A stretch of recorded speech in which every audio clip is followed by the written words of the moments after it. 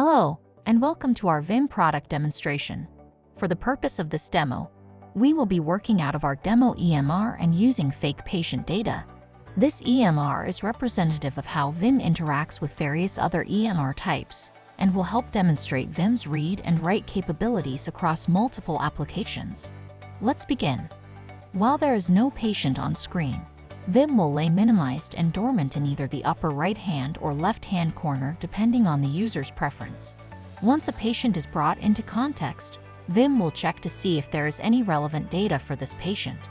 If so, it will pulse blue and provide a red numerical indicator to the number of relevant details for this patient. Next, let's take a look at our first Patient Insights application, which allows for providers and their teams to interact with diagnosis gap data directly at the point of care. As we navigate to the assessment section of the EMR, Vim Connect will auto-expand, revealing the diagnosis gap application.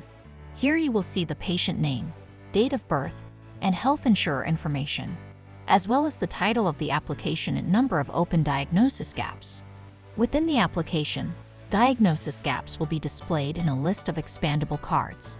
Within the cards you will see the condition name and HCC number, whether it is a known condition based on a previous diagnosis or a suspected condition based on an inferred diagnosis, as well as associated ICD-10 codes and other relevant notation regarding the gap.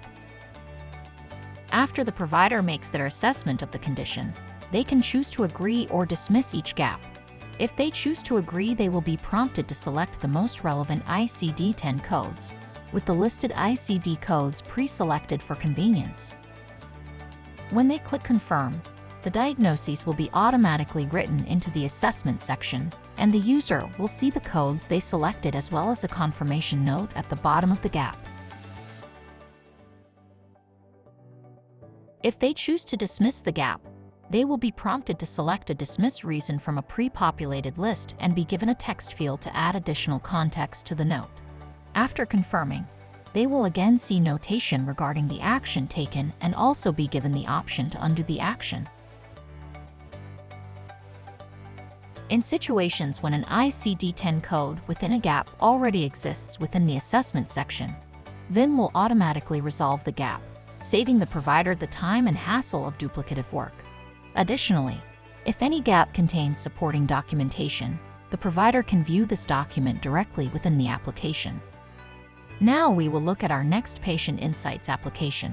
Here, payer care gap data is easily and seamlessly connected to provider workflows for improved gap closure performance at the point of care. As we navigate further into the patient chart and open the Care Gaps application within Vim, you will see a list of expandable cards.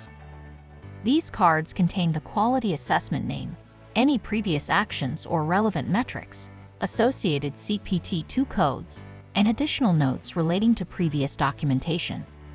Additionally, each question mark icon will reveal detailed information about the quality assessment. If the provider believes that the care gap is not relevant, they can choose to dismiss the gap and will be prompted to select a dismiss reason from a pre-populated list, with a text field to add notes if necessary. Should the provider agree with the gap, they will be prompted to enter the quality measure description or CPT-2 code most relevant to this care gap. After confirming, the details from this gap, including CPT-2 codes, will be automatically written into the billing section of the patient chart, and you can see a note confirming the gap has been addressed. Next, we'll quickly review Vim's enhanced eligibility solution, which puts important patient-specific benefits information, from plan coverage dates to out-of-pocket costs, directly in existing provider workflows. As we open the application within Vim, we see the member information neatly organized within the card. If needed, the user can save this information directly to their computer within PDF format.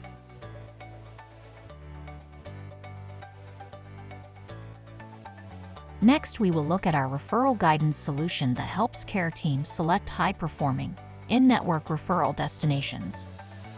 The Order Assist application is designed to seamlessly integrate into the provider's referral workflow, As we open a referral on the patient chart and enter in a specialty, we see a notification pop up stating that a specialist near to the patient's address is available. The user can either quickly select this specialist or expand the application to reveal a list of other specialists that fit the search criteria. The user can then select the provider of their choice at the preferred location, and their selection will be automatically written into the order. Then they can continue to fill out the order as they normally would. Alternatively, the user can choose the Select with Vim button that has been added to the order form to pull up the search function within the application. Here they can enter in the specialty information and select different filters, such as specialist distance and language, as well as enter an NPI and specialist name if they have it. After the search is performed, they can again select a specialist to be automatically written into the order form and continue filling out the order as they normally would. Moving on to Vim's pharmacy application that surfaces patient-specific medication adjustment recommendations and insights at the point of care. When we open up the RxAssist application, we can see several medication adjustment recommendations listed. These recommendations are derived from health plan pharmacist data and can include changes such as starting, stopping, or switching a specific medication, or adjustments to dosage amounts or medication schedule. Each recommendation will have additional details about the medication, notes from the pharmacist, and cost impact of the adjustment whenever available.